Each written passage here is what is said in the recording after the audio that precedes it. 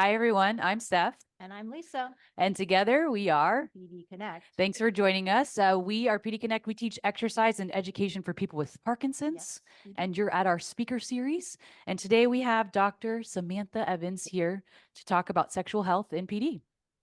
Little bio here. Dr. Samantha Evans received her undergraduate degree in molecular biology and chemistry at Western New England College in Massachusetts. That means she's really smart. I put that in there. While studying naturopathic medicine at Bastyr University, she developed an attraction to naturopathic neurology and studied under two other neurological specialists, Dr. Marco Vespignani and Dr. Lori Mishley. She spent time as a research assistant in Parkinson's disease for Dr. Mishley, volunteering for Parkinson's support groups, and observing patients diagnosed with a wide range of neurological conditions. Following her curiosity, passion, and seeking to fulfill unmet needs in the community, Dr. Evans has obtained additional training and expertise related to gastrointestinal and sexual health in Parkinsonism. Welcome, Dr. Evans. We actually know Dr. Evans from PD school, where we were also instructors, and we've heard this talk and are super excited to bring it to you. So on with the show. It's all yours. Thanks for having me. I'm excited to be here. I've actually changed it a little bit since you guys have seen it. More stuff has come out. So I am just going to share my screen so you can see the PowerPoint that I have. There we go. Let me see here. Okay. I will forewarn you, I tend to not filter myself a little bit. I tend to, can you guys hear me okay? Yes. Okay. Yeah. I generally don't filter very much. You can ask Steph and Lisa. Sex is a topic that I think warrants an open and honest conversation, and it's not talked about enough. So you will get, I'm very blunt. So you're going to get that from me. So like they said, I am Dr. Samantha Evans. I go by Sam, so feel free to call me that. I am a naturopathic doctor and an accredited sexual health practitioner, which just means I got extra training and all things sex therapy and counseling as well. Let's see if I can do it this way. I'm going to talk a lot about sexual dysfunction, but I think one thing that needs to be emphasized is sexual health itself. Because it's not just an absence of disease. So the World Health Organization defines sexual health as a state of physical, emotional, mental, and social well-being in relation to sexuality. It is not merely the absence of disease, dysfunction, or infirmity. So it really is essential. Oh, you guys got that. The big piece from this is I want to say that it's not the absence of disease and it's not just the absence of dysfunction. It is a full state of well-being in your sex life, and it is an essential part of health that is required for overall wellness in all stages of life. I also want to emphasize that in all stages of life. Let me do this. So what are the statistics? The statistics I find very fascinating. These specific are statistics in Parkinson's disease. 79% of men, you guys can read it, but 79% of men with Parkinson's disease report having some form of sexual dysfunction. 87% of women with Parkinson's disease report having some form of sexual dysfunction. 74% want to receive some counseling on how to improve their sex life. And less than 50% is the number of times sex is brought up during a doctor's visit. Those numbers are ridiculous. Like, the need is clearly there. It is, and why, I'll talk about why it's not brought up, but it's clearly there. And also, it's more common, like these statistics are there, but if you look at it compared to people without Parkinson's disease, the numbers are actually higher in people, there's more sexual dysfunction in people with Parkinson's disease compared to those without. And there is, I'll talk a little bit about why too, but there is some reasons behind it. It is one of the most neglected and earliest non-motor symptoms in Parkinson's disease. There's even some research being conducted right now on like, is sexual dysfunction an early symptom of PD? It's a little bit controversial because it's not just a physical symptom, it's a physical, mental, emotional symptom. There's so many, if it was one thing that caused sexual dysfunction, it would probably be pretty easy to fix, but it's not. With that's why it's a little bit hard to like for example, diabetes.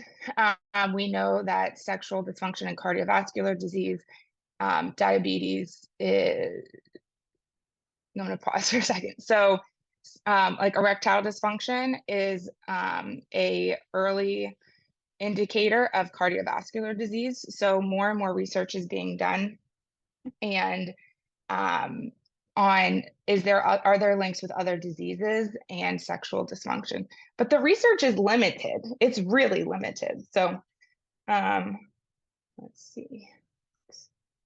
Okay, so why is it neglected? Well, many reasons. So fear of judgment. It wasn't until recently, like how many times, I mean, my specialties are very taboo subjects, poop and sex. It wasn't until recently that people started talking more about their bowel movements. Even now, when I talk to people about them, they're like, well, I'm okay, I poop. I'm like, and even saying poop, it's like, he. It's like, no, you have bowel movements. This is normal. Sex is normal. So just the subject itself is taboo. And culturally, there are cultures that do not have learning about normal anatomy, learning about sex is not part of their culture. So it's not talked about in doctor's appointments. So when there's any form of dysfunction or just what is considered, I'll use quotes, normal, that's not a conversation that's had. So it wouldn't even be brought up in doctor's appointments. The fear of judgment, if something is going wrong, what's my doctor going to think of me? If I talk about it and my partner's in the room, what are they going to think? Are they going to think it's them, is it them? Is it going to, so the judgment, the internal judgment with yourself, like, what does that mean about you? If I vocalize that out loud, the lack of knowledge, like I didn't get this education in school. I'm very blessed to have a very well balanced education. I got taught nutrition, I got taught exercise, I got taught pharmaceuticals, but my education on sex counseling and sexual education at a doctoral level was very limited. Even I'll talk about what a normal clitoris looks like. It's not what you think. So it's that I had to get training outside of school. So the knowledge as a doctor, you have to take kind of ego out of it. So like, you don't really want to talk about something that you don't really know a lot about. So it's like, yeah, I won't bring it up if I don't know how to fix it. Because as doctors, we want to fix things. And that's on us, right? That's on us. And then time constraints. I will say this is probably the biggest obstacle. For example, like if this is a PD symptom, which by the way it is, time constraints. You're going to a movement disorder doc. Depending on who your movement disorder doc is it in a private practice? Is it in a hospital setting? Wherever you are, how much time you have with your doctor. Sometimes it's 10 minutes, sometimes it's 45 minutes. It really depends. I spend an hour with my patients. And I talk about I'm lucky, I'm blessed that I can have a private practice where I do that. But even then, I don't talk about sex every visit, or I don't necessarily bring it up all the time. Part of that is because it's not necessarily needed, or the patient I work with doesn't want to talk about it. But if you're going in and your doctor and you want to talk about managing medication, And then to try and talk about a topic that you don't know a lot about, bringing that up is just not going to be at the forefront of your doctor's mind. So it is a very neglected topic that needs to be changed. And I will say, I went to a talk. It was put on by the Parkinson's Disease Alliance, where they actually did give a talk to movement disorder doctors saying, like, here's how you can broach the subject with your patients. I don't know how, it was a virtual one, so I don't know how many docs actually saw the talk, but it was continuing education. So hopefully some people did it, even if it was just for some continuing ed. But it is a topic that does need to be discussed. With sexual dysfunction, we can't forget about the intimacy piece. Intimacy and sex are two separate things. You can have sex, you can have physical, let me back up. So intimacy is the interpersonal relationship that involves physical or emotional closeness. So intimacy doesn't always mean sex. And I think that's where people get hiccup. You can be very close with somebody and not have that physical touch. And that your partner, and I'll talk a little bit about this, but your partner does not need to be everything for you. You need to have intimacy elsewhere in your life. And I'll talk a little bit about how that's important for you and your relationship to have that intimacy in other areas with other people. It's actually better for your relationship. But there are different types of intimacy. There's emotional intimacy, where it's like sharing fears, joys, stories with each other. Physical intimacy, which is the physical touch. Intellectual, where you're sharing ideas, opinions, even if you're not necessarily in agreement with each other, but you can have that intellectual conversation and intimacy there. Spiritual, these are more faith-based in prayer. Social, this is like hobbies, fishing, cooking, rock steady boxing, things like that. What does this do, and why is intimacy so important? So this is where chemistry comes into play. It increases oxytocin and vasopressin, which is that empathy, less pain, the feeling, like the love hormones. So even though it's not necessarily with your partner, it could be with friends, but that feeling of love, it increases that. It increases endorphins, so that feeling of euphoria, that happiness, decreasing pain, which we do know comes with, for some people with Parkinson's, they do experience pain. With rigidity can come pain. So it can decrease pain. It increases dopamine. Yeah, intimacy increases dopamine. So with Parkinson's being a disease where there's less dopamine, why wouldn't you want to increase dopamine? Why wouldn't you emphasize intimacy with others? And when you increase intimacy, when you increase dopamine, you increase desire. I'll talk a second about the desire pathway and the sexual pathway, and you need dopamine to have desire. And you decrease stress hormones. If you're stressed, no one wants to have sex. It just doesn't happen. It's like, get away. I don't want you to touch me. Like, I'm stressed out, go. But having intimacy, it decreases those stress hormones. Obstacles in intimacy. There are many. These are just a couple. You guys can probably add to this list. They go on and on.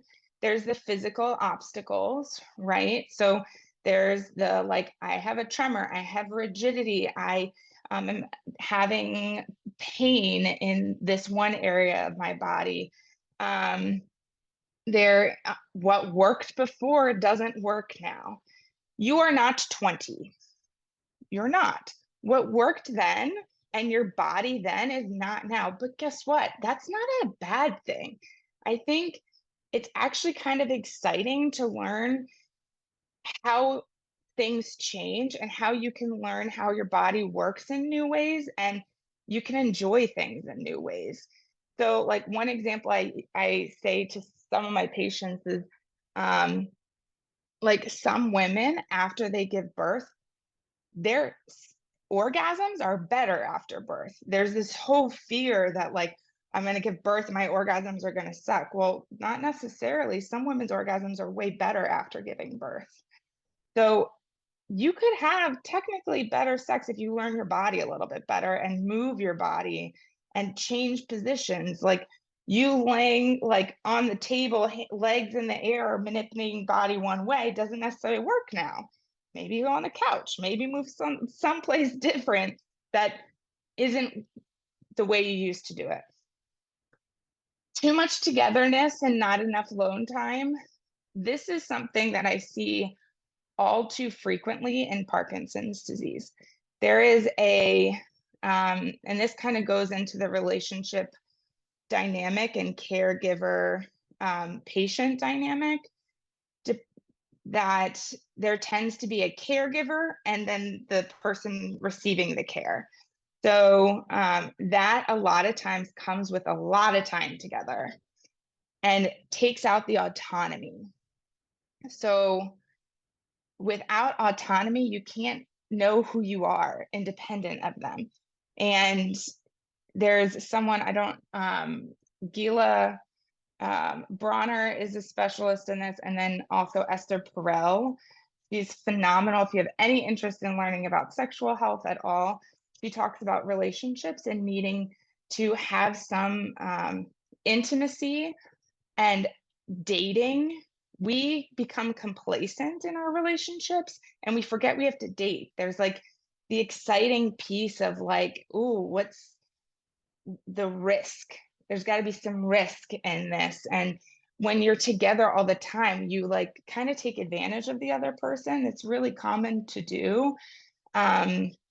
She has a couple good books. It's called Mating in Captivity. I highly recommend reading it.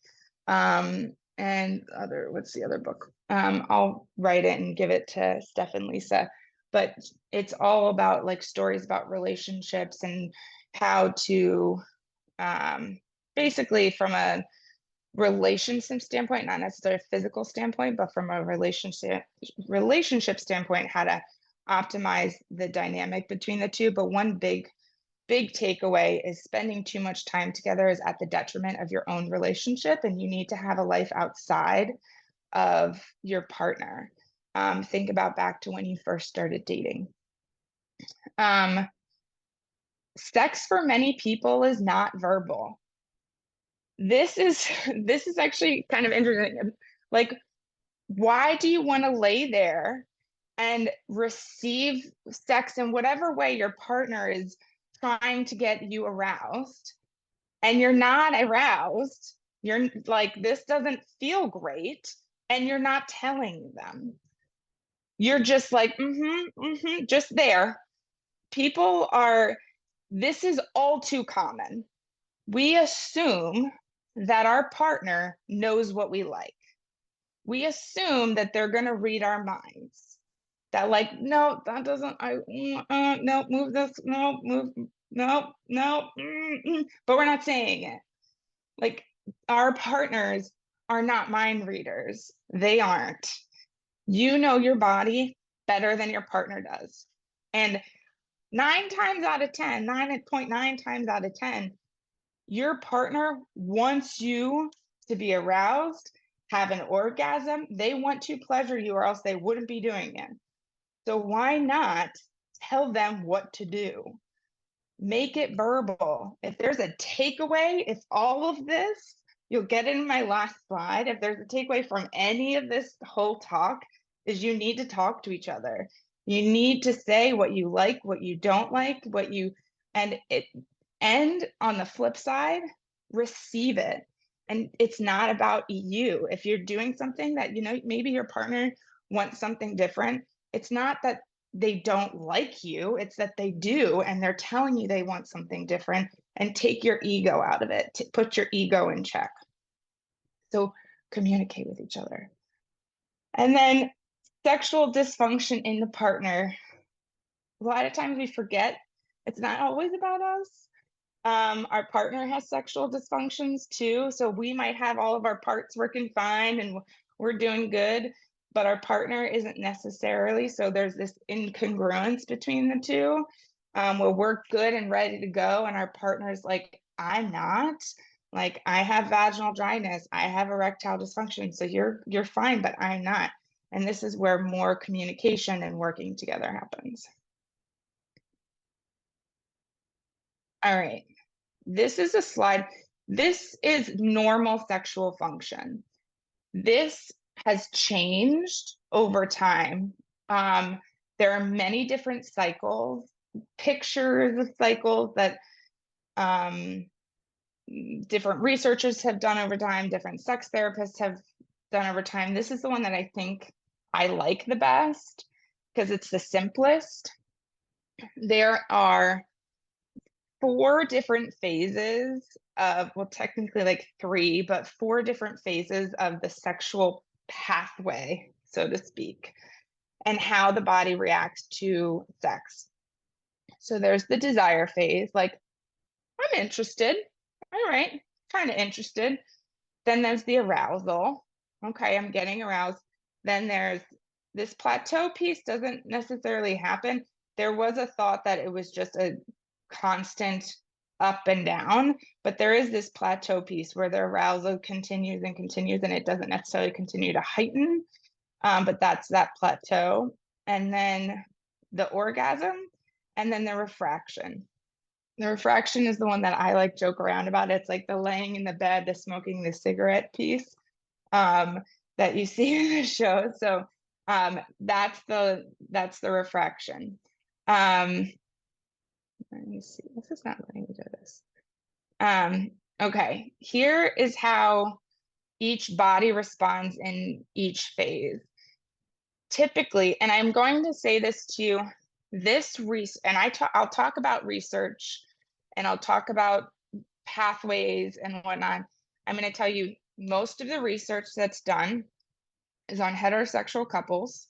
Most research is done on men. There's essentially no research done on transsexuals. There's very limited research on gay and lesbian couples. It's very limited. So what I have here is very, very limited. So what I'm going to talk to you about is that. And when I talk about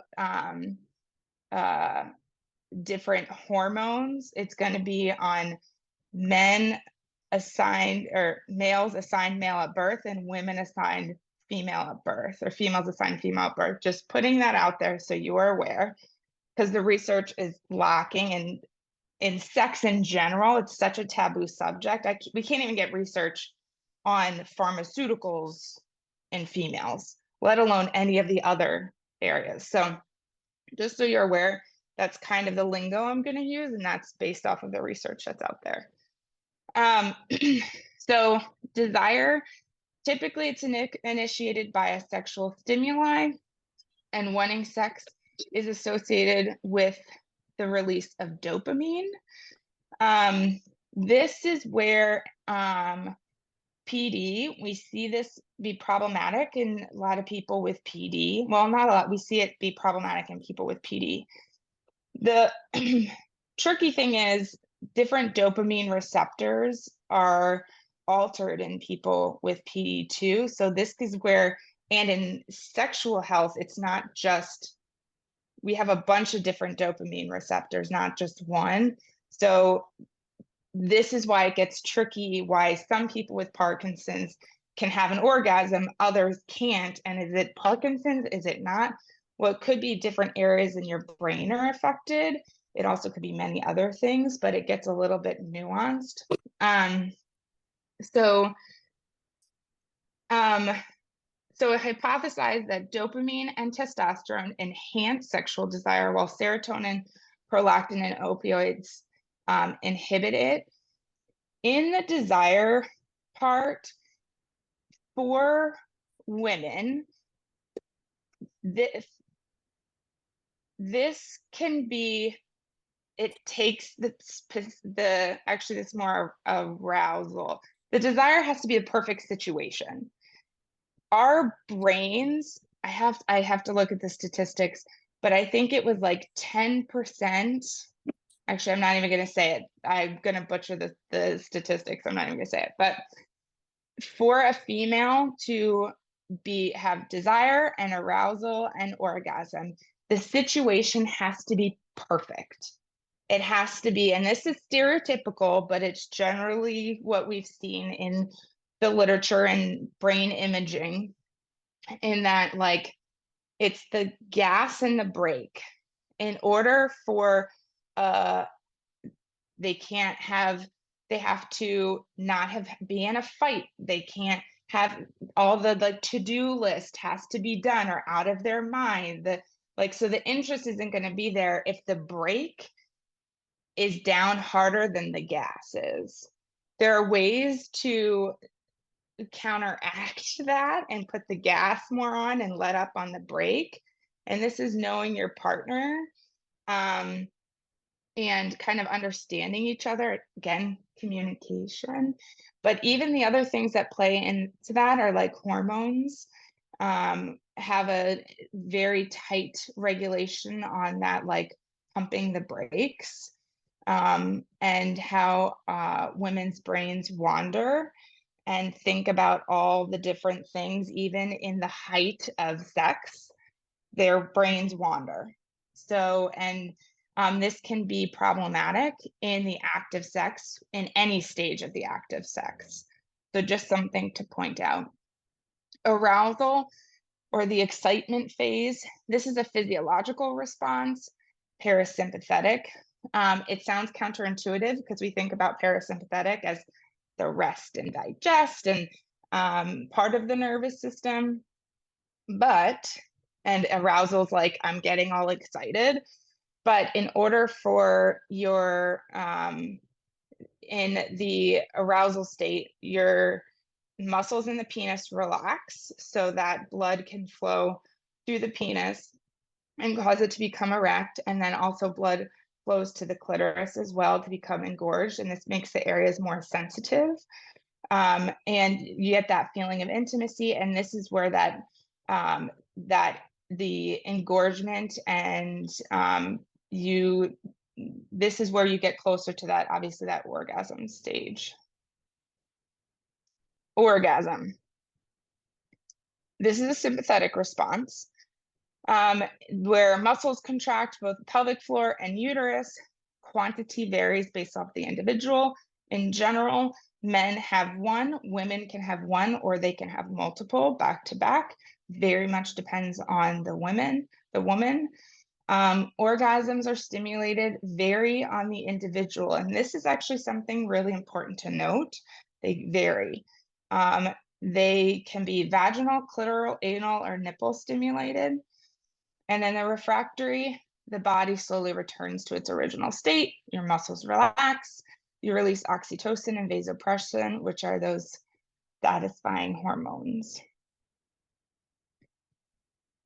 And this is where it all can go wrong. I have two slides. This is for females, and then this is for males. For some reason, I don't think there we go. They are broken up into categories: desire, arousal, orgasmic, and pain for both sexes.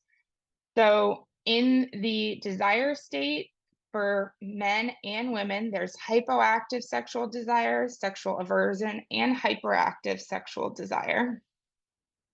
Arousal, there's the female sexual arousal disorder, persistent sexual arousal disorder. In orgasmic, they just generalize it as female orgasmic disorder.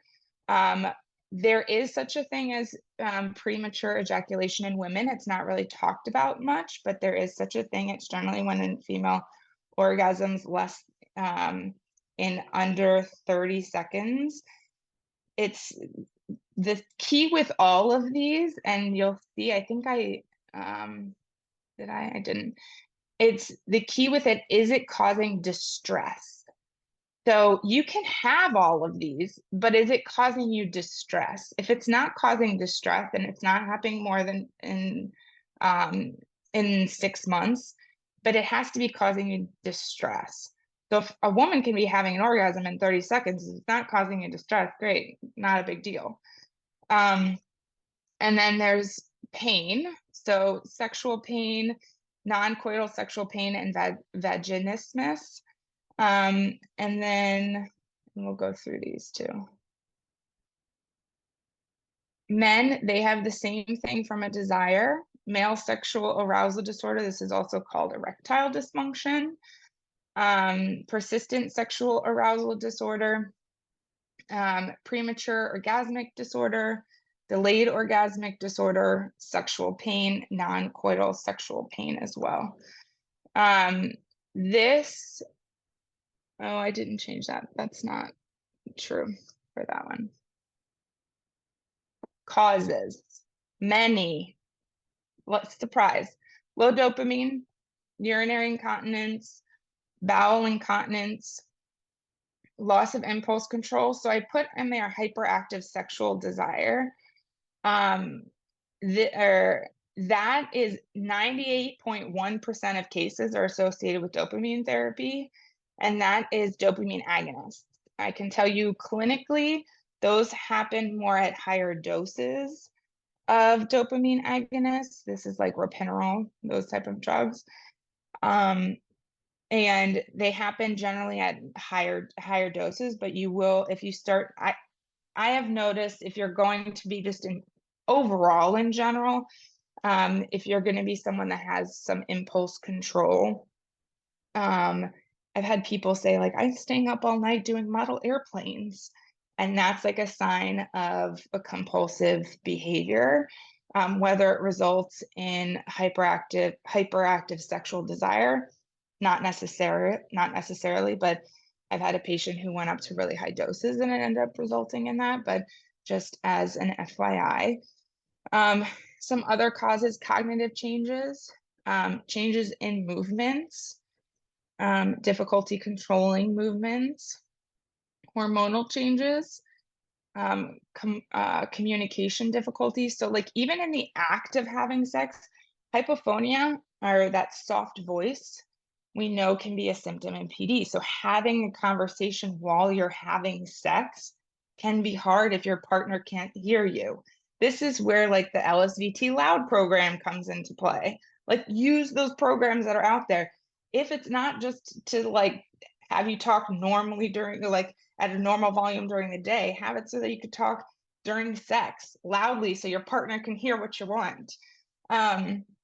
And trauma, so physical and emotional, depression, anxiety, medication. I can't emphasize medication enough. Med can induce sexual dysfunction. And that's more on the hypoactive sexual desire. They tend to do that, or erectile dysfunction or anorgasmia. So the inability to have an orgasm is also called anorgasmia. So that medications can cause that. Comorbidities, diabetes, underactive thyroid, nerve damage. So this is also one of the reasons I like my patients to get checked, get their labs checked. I do like a regular, there's like the traditional lab panel that most general practitioners do. Well, they'll like check your cholesterol, they'll check your TSH, things like that, but they don't do a full comprehensive one. In order for nerves to be in order for the nerve signal to go to your penis, to your clitoris, to your vulva, to your vagina, to wherever, you need to have adequate blood flow, which with diabetes and cardiovascular disease, not great. With thyroid disease, same thing. It's not great. You need to have it functioning. Nerve damage, also even honestly a B12 deficiency, B vitamin deficiency, in order for the nerve signaling to happen, you need to have adequate amount of B vitamins. So getting those assessed are things that I really like people to do, because there's actually some research on B vitamin deficiencies inducing erectile dysfunction. And again, like I said, I'll quote research. Most of the research is on male sexual dysfunction and not so much female sexual dysfunction. And then structural examples like Peyronie's disease, or for women, there's also vaginal atrophy, which does happen. I hate that it's called atrophy, by the way, but the atrophy, which happens postmenopausal, where the tissues in the vagina change, so it can become painful when after having postmenopausal, it can become painful during intercourse.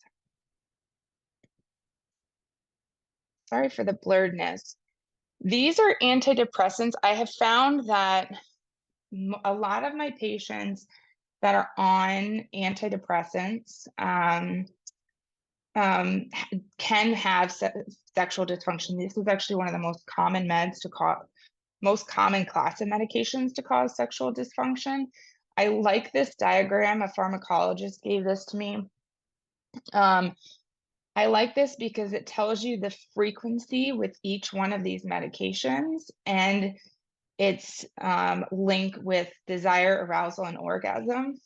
One thing that's interesting, and I'll talk about later, is bupropion. Bupropion is a class of antidepressant.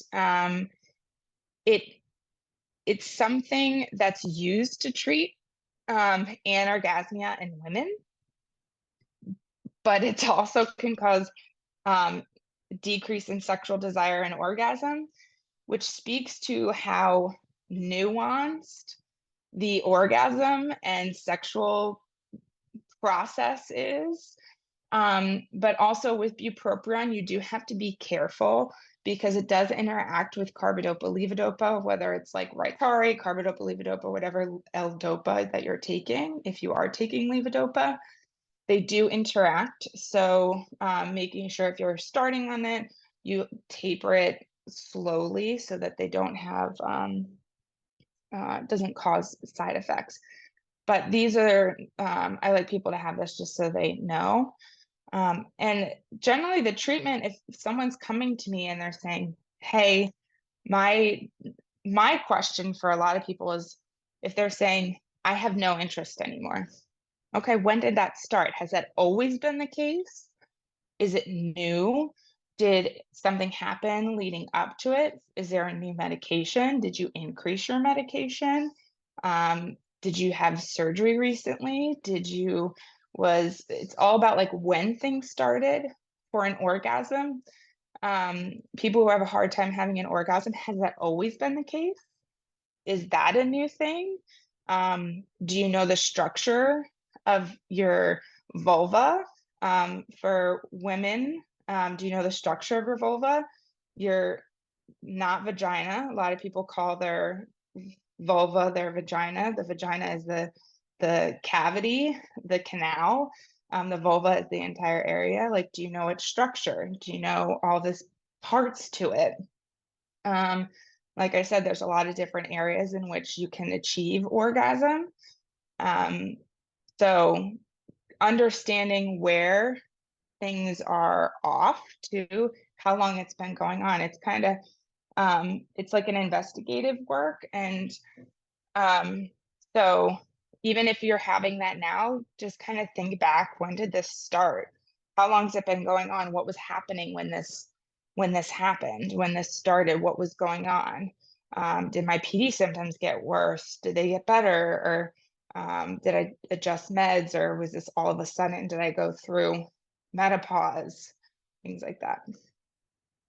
This is all of the meds that can cause sexual dysfunction. 1, 2, 3, and this isn't even all of them. These are just the ones on men, for men. There's a lot. Blood pressure medication, antidepressants, cholesterol meds. You can see them all. So it's something to really keep in mind. Again, this is why I ask, are there new medications? Not just antidepressants, but are there new medications? Okay. And then are there some non-motor PD symptoms at the root of it? Constipation. I mean, I'm biased, right? Constipation is the gut is one of my specialties. It's one of the earliest symptoms in PD. And feels sexy when they're constipated? Who feels sexy when they're bloated? Not me. Like, no, go away. No. And if you look at the actual anatomy, if you look at your anatomy, at least a female anatomy, your vaginal canal and your rectum are right next to each other. And so if you are going to have penile penetration, it may hurt if you are backed up. So there's going to be this, like, I don't want you near me. Like, this is going to be uncomfortable. So if you're constipated and you're having pain, if you're having intercourse and you're constipated, that also could be a piece of it. That you're actually just constipated and it's not anything like pathologically going on. You just need to make sure you're pooping.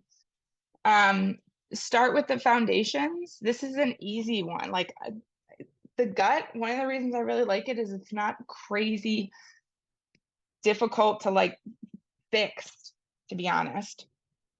Foundations, hydration, and this goes with the gut. This goes honestly with from a sexual health too. It's your mucous membranes. So in order to have a healthy bowel movement, you need to be hydrated. Most people underhydrate. Most people do. Your goal in water intake is about half of your body weight in fluid ounces. Most people don't get that. They are like, I'm running to the bathroom. I can't drink that much. But did you know if you are dehydrated, you also will feel like you need to run to the bathroom? Your bladder gets irritated, so you feel like you have to pee all the time. So overhydrating and underhydrating, because you also can overhydrate, your urine should also not be clear, are both a problem.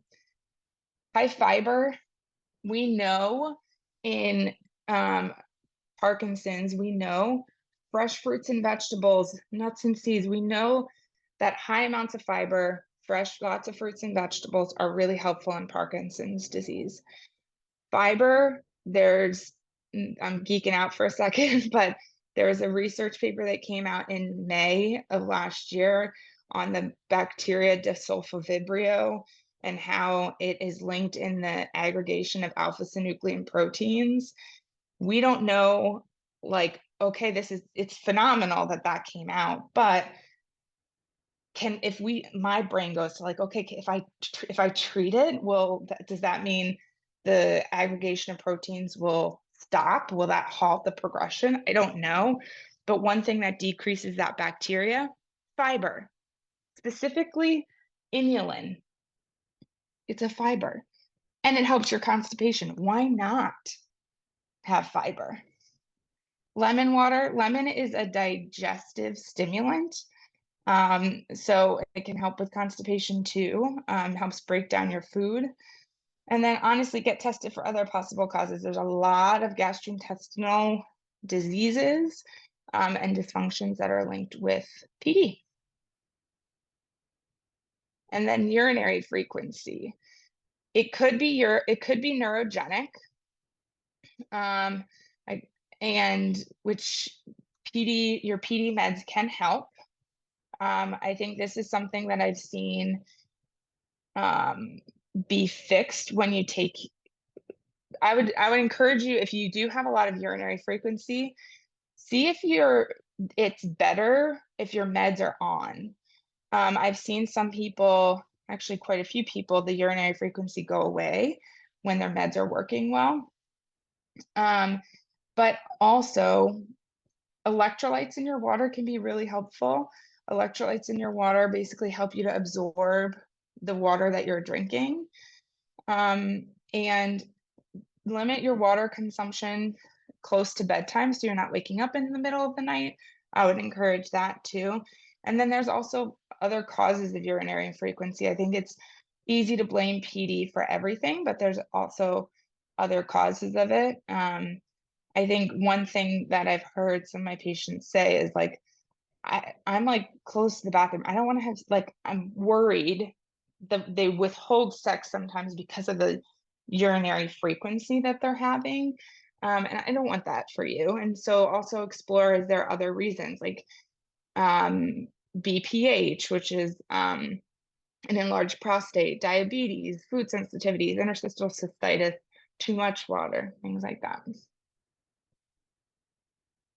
And you're not alone. This is common. As to the 2023, so just studied, just published, of women with PD ages 35 to 80 on a stable dose of medication, symptoms were well managed with PD meds, reported a reduction in sexual desire after a diagnosis, differences in testosterone, estradiol, vitamin D, and calcium, associated with significant depression, anxiety, and lack of coping strategies. This is also why I'm like, why aren't we checking hormones, vitamin D, calcium? It's not just a symptom of PD, it's a symptom of nutritional deficiency too, like hormonal changes. And there is this piece of like, you also just got diagnosed with Parkinson's. Can mess with your head. And like I said before, like for some people, they have to be very much in the right headspace to have sex and connect with another person, physically with another person.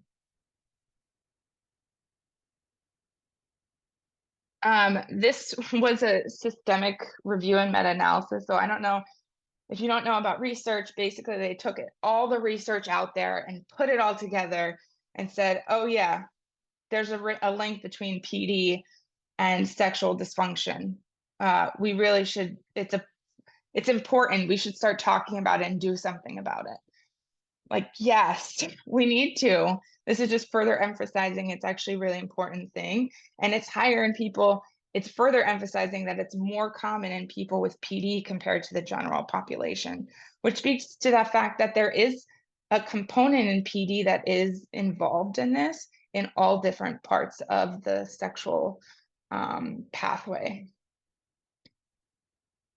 Okay, this is the part everyone wants to know about, which is what can I do?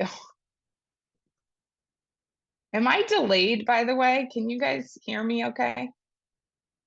Just nod if it's a yes. Yeah, okay. It depends on the cause. And like I said, in each spot, there's the desire, arousal, orgasm. You can't treat it all the same because each one has their own culprit. Dopamine, your meds.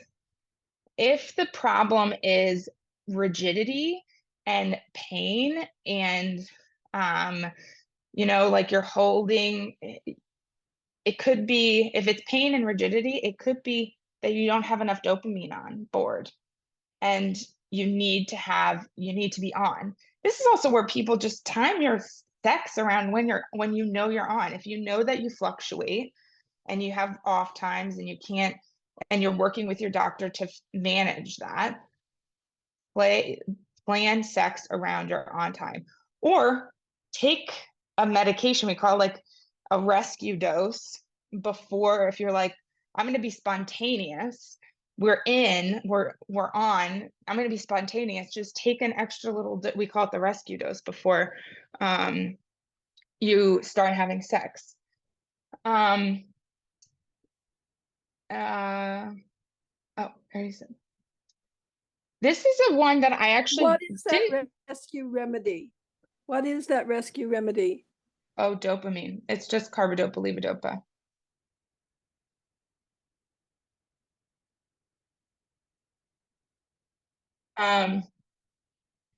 So apomorphine is an interesting one. So they have it in injectable and sublingual form for Parkinson's. It's used for as an add-on medication to help with off time.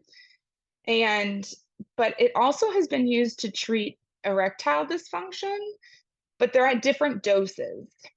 So It's not currently really used to treat erectile dysfunction, however, it has been. There are some studies for female orgasmic disorder. I will tell you, there's no neurologist that'll be like, yeah, I'll give you some apomorphine to help with your orgasm, your ED.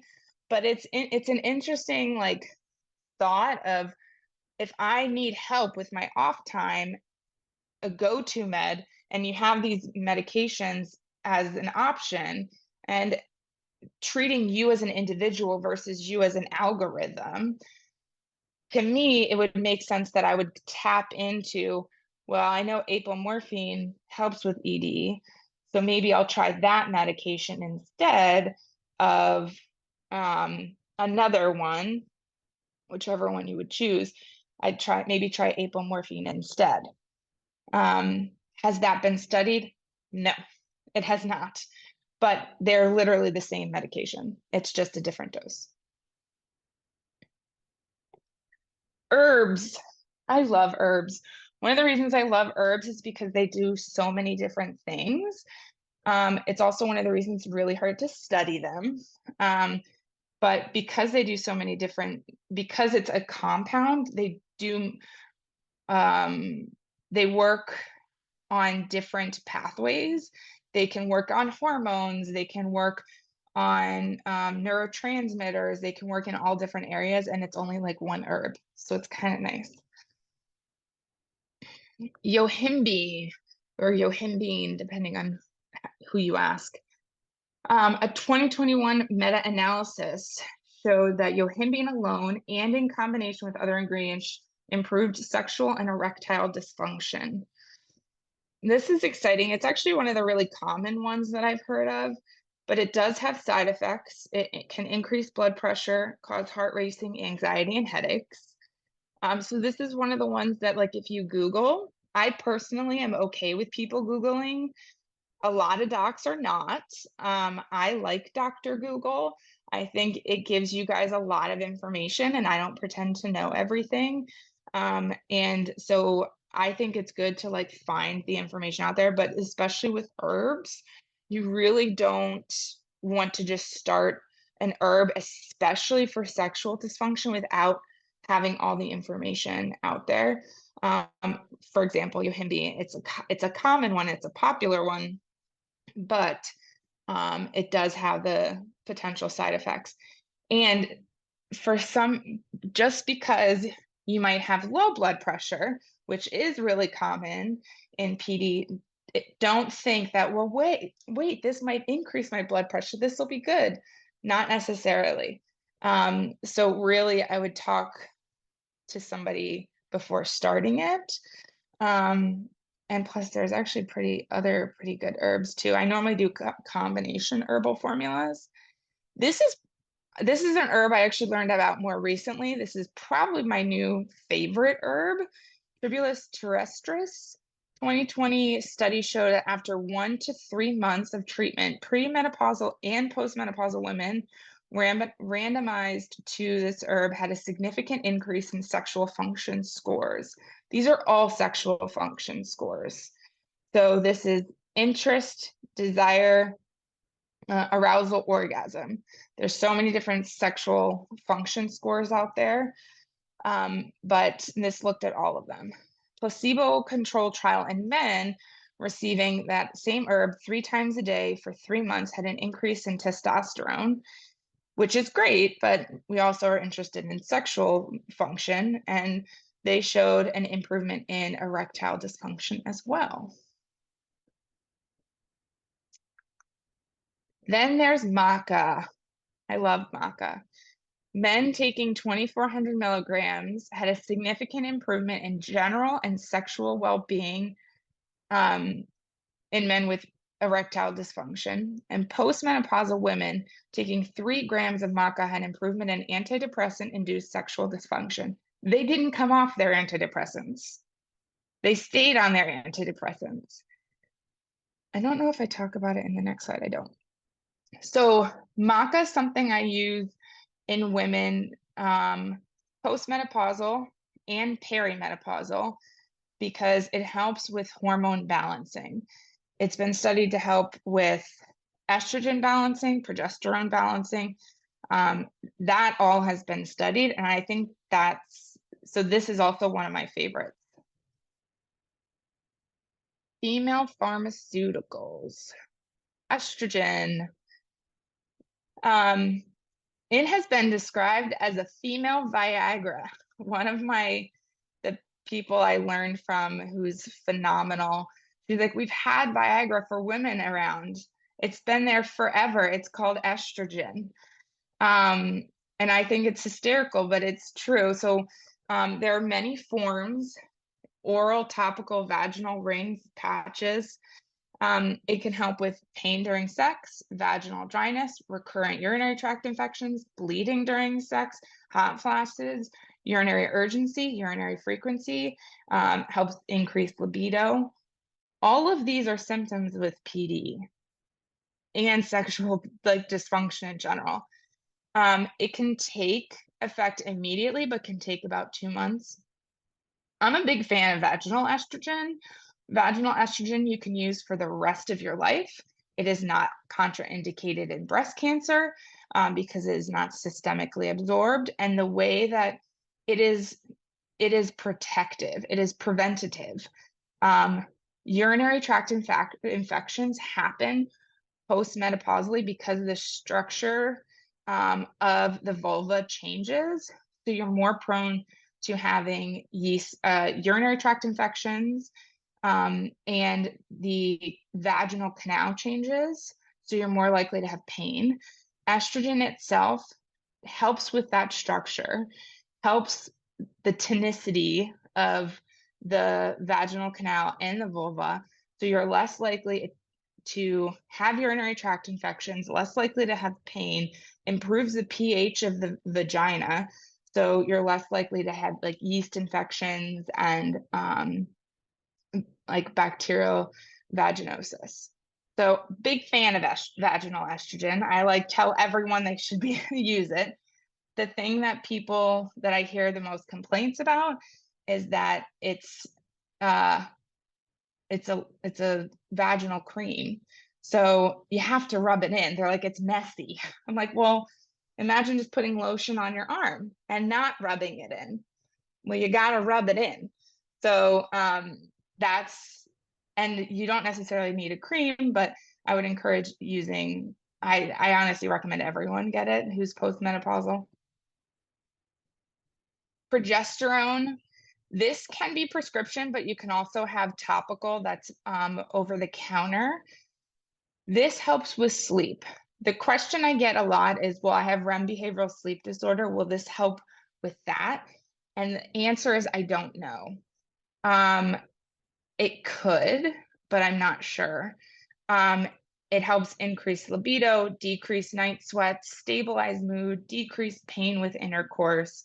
But this is something that I have seen be a big game changer for sleep for my patients in general who's disrupted, but specifically for RBD, I can't say that for sure, but for general sleep, yeah.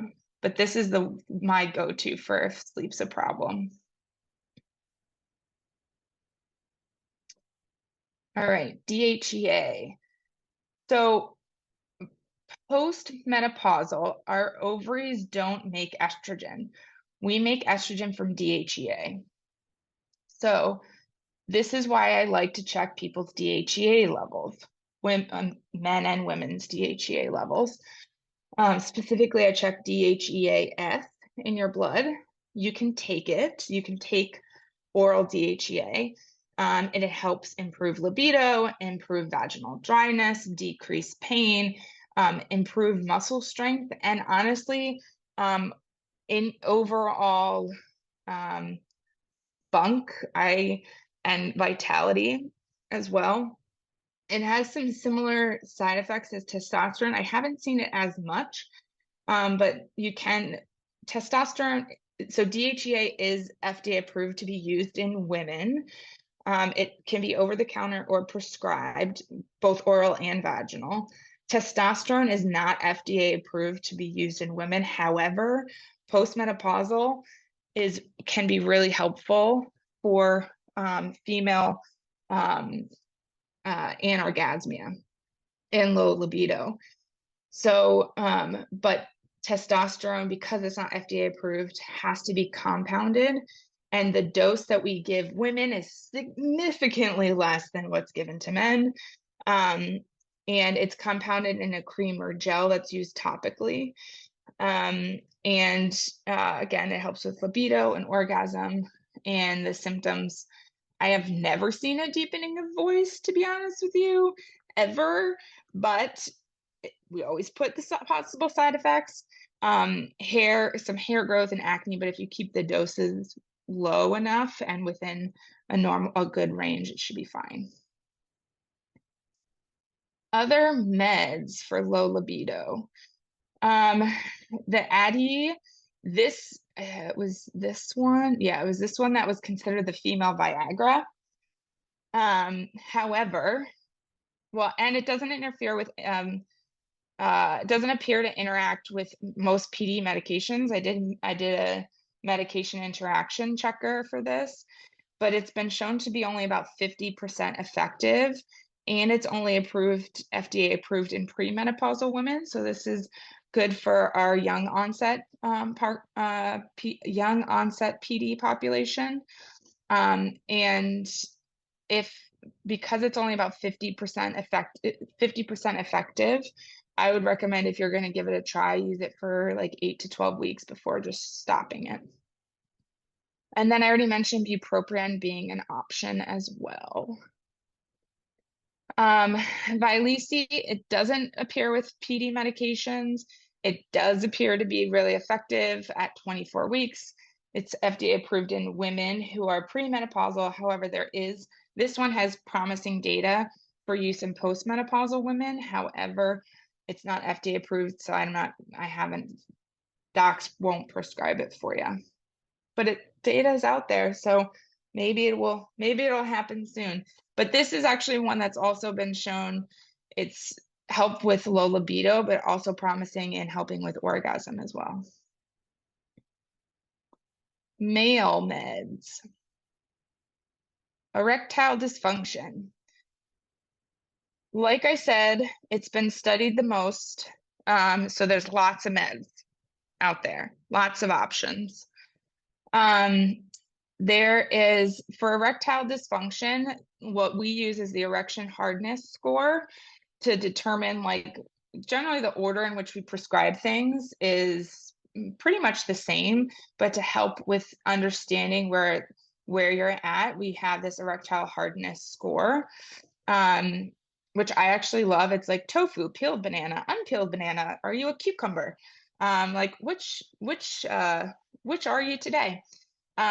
So the first, you could start with testosterone. You can do oral or injection. Then there's the oral prescription of PDE5. This is like Viagra.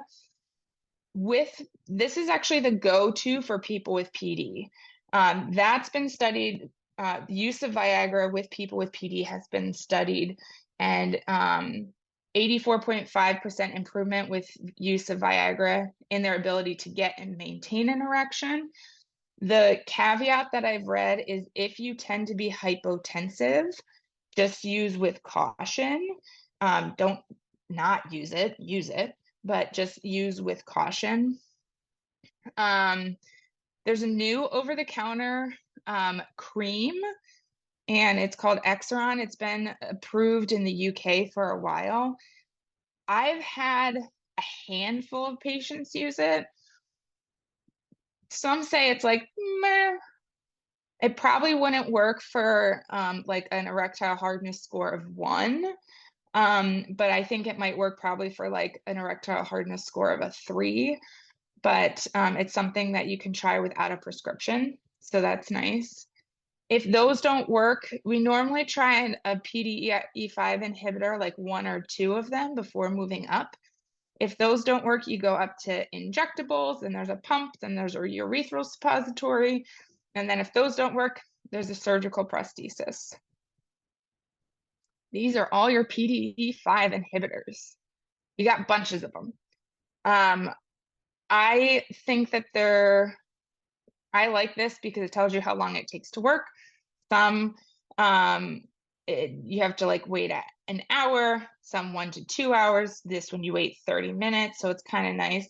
It's good to know there's a blue tinge around lights. Always nice to know that. So there is that. Penile injections. This has been a game changer for some of my patients. Game changer. I think if you get over the fear of injecting your penis with a needle, as long as you can get over that, you're good. But it's self-administered or partner. I think some, like the people that I have, they can have their partner do it, and it's kind of like a romantic thing. They turn it into something they do together. It's nice. It's really good for if it's neurogenic caused, and it is not dependent on arousal, which is unlike the PDE5 inhibitors, which are dependent on being aroused. Then there's the penis pumps. 90% of people with neurogenic ED reported achieving adequate rigidity for penetration. Partners were 70% satisfied, but over time, 40% of individuals were satisfied, so it decreased satisfaction over time. And there's obstacles with this, right? Dexterity, tremor, strength. So there are definitely obstacles with this. Other ideas. Stimulation. Regular stimulation increases blood flow to the area. So masturbation or using devices like vibrators. There was this, I didn't mention this before, but one of the treatments for premature ejaculation is actually not treating the male or the person with premature ejaculation. It's having the person with the premature ejaculation just do a ton of foreplay on the other person. Like, have the other person achieve arousal and orgasm, and then you're good. If you have an orgasm within a minute, it doesn't really matter, right? And so that's one of the ways, do a ton of foreplay ahead of time. And that's one of the ways that partners and that they've found has been a little bit better and worked better. So increasing foreplay can go from if you're not really interested, getting in the mood or starting foreplay can get someone in the mood. Not having sex frequently decreases your interest in sex. So if you haven't had sex in 6 months, your desire to have sex, it likely is not there. And it's kind of like an object in motion stays in motion. An object not in motion is not going to get in motion easily, right? So this is where like starting to move and start like planning that process. If that requires you just exploring your own body to start off with, masturbating, or we call it also self-sex, but like starting that yourself, fine, great. If you're already doing that, schedule it with your partner. Find a day, find a time. Let's start that process. So there's a fun fact. We just learned this last year. Just learned this, which is insane. The clitoris has an average of 10,000 nerve fibers. 10,000. Our median nerve, which is this one, has 18,000. Do you know how small our clitoris is? It's small. So the amount of how sensitive the clitoris is there's a reason it's that sensitive. There's a lot of nerve endings there. The other piece is that a lot of people think the clitoris is just this thing right here. It is not. The clitoris is this whole thing here. So use the clitoris, use all of the clitoris. Enjoy all of the clitoris, stimulate all of the clitoris. So and I didn't mention this before, I'm forgetting to mention many things because there's so many exciting things to talk about with sex, but for some people with either difficulty becoming aroused, or women difficulty becoming aroused, staying aroused, or having an orgasm. Some women have, this is your clitoral hood. Some women have adhesions that attach when you have when you become aroused. I don't know if you guys can see me, but the clitoral hood is over top of the glans clitoris. And when you become aroused, the clitoral hood retracts. And then the glans clitoris, or the clitoris that most people think of, comes out. And that's the engorged part and what gets stimulated, and essentially what stimulates orgasm. But for some women, the hood is stuck to it. So it makes it harder to achieve orgasm. And for some women, also is painful. So becoming aroused and having an orgasm would actually be painful. So there is PT you can do. There's also, like, some women actually have surgical procedures done. But that's just something to note. Lubrications or lubricants.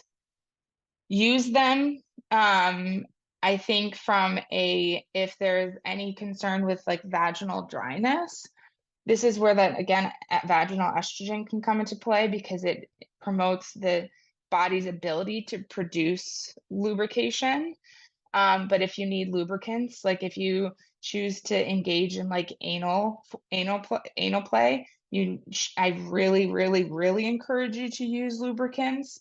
And the things you want to look for are the water-based hydroxyethyl cellulose or plant cellulose, hyaluronic acid, aloe, these ones up top. The reason you want to avoid oils, because they can change or alter the pH of the top layer of your vagina. So I don't want that. And then coconut oil can cause you to, it can be drying longer term.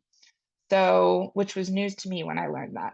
So just something to note. Toys. What's your goal when you have sex? And with your toys, is it to enhance comfort, improve erections, facilitate orgasm and sensation, or facilitate arousal? These are all things to consider when you're deciding on using a toy. These can be helpful. Like, I really encourage people to use them, because going back to like what used to work for you before doesn't necessarily work now. Explore them now. You can really escalate your orgasm and sexual play with the use of toys. There are some obstacles with like arthritis and dexterity and grip. So different toys are better than others. I actually just learned about this Eros therapy, which is kind of fascinating. Guess what? You can use your flexible spending account, or HSA, because it's FDA approved for clitoral stimulation. It's like if you go to like erostherapy.com, it's like they have a video on how to use it, but it's essentially like a little suction-y device where it basically does that to your clitoris. And but it's been FDA approved, and it helps. So it's there for you as a resource. And then, so that's all the pharmaceutical and implement stuff. But then it goes, now let's focus on like the day-to-day, like what makes you feel sexy. You need to also feel sexy in yourself, or else you're going to be there like trying to engage in sex and be like, oh, do I feel good right now? Do I feel sexy in the state that I'm in at this moment? Otherwise, it's going to be really hard to be engaged in this moment, in the moment of sex.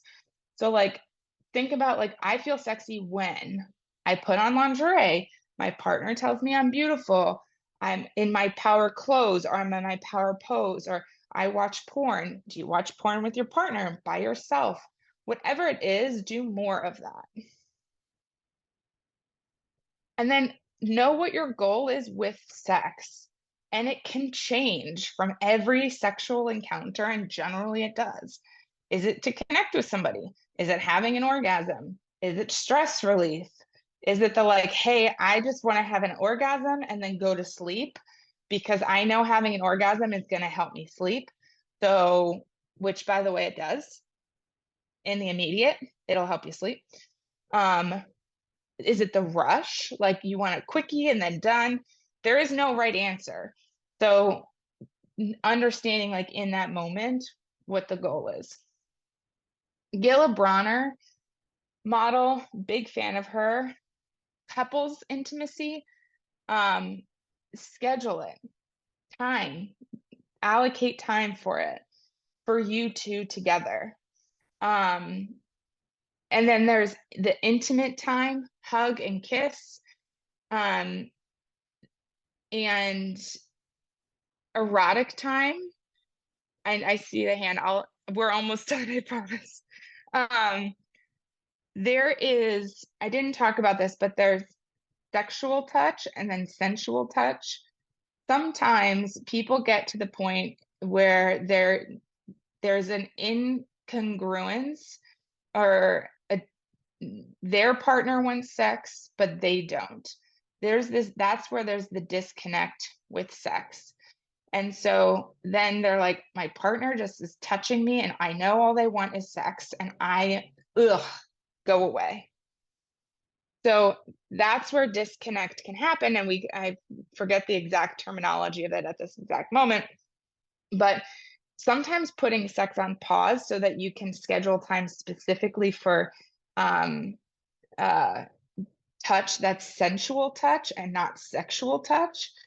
One thing I recommend to patients is like, give each other a massage. The person giving the massage, whether it's with your hands, whether it's with a device, I don't care what it's with, but give a massage and the person giving the massage cannot talk at all. The person getting the massage is the person who is the only one that's allowed to talk. And they say, move here, that feels good, move here. I like it when you do this, can you do this? That enhances connection and communication. And then you switch. And then doing this more and more opens up those lines of communication. You could have been together for 50 years and still have a hard time with the communication, especially in the bedroom, because of how we've grown up, right? And like I said, taboo, sex is very taboo. So having that conversation and really setting up time where sex is not the end goal, communication is the end goal, and understanding what your partner likes is the end goal. And then personal time is essential. This is something that's not talked about. Not everyone that has Parkinson's is in a relationship, single and ready to mingle. Dating and sex with Parkinson's disease.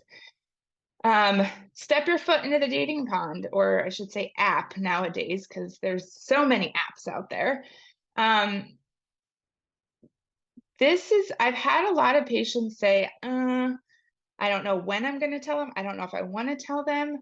Do I tell them I have Parkinson's disease? What are they going to say? And I'm like, you doing that in your head is making it so you can't connect with the person in front of you, so they're not going to get to know who you are at your core, because all you're thinking about is, am I going to tell them? When am I going to tell them? Oh my God, what's going to happen? So just taking the pressure off of it and just tapping your foot into the dating pond. There are some really good apps: Match, eHarmony, Tinder, Bumble. And one app that I really, really like, especially for people who are single, even if they're not wanting to date, but single and say you don't really have a lot of people in your area, Bumble has a BFF app where it's literally people looking for friends. And I have patients who love it. They've met girlfriends, they've met guys they can hang out with, and it's not just in the PD community too. So highly recommend it.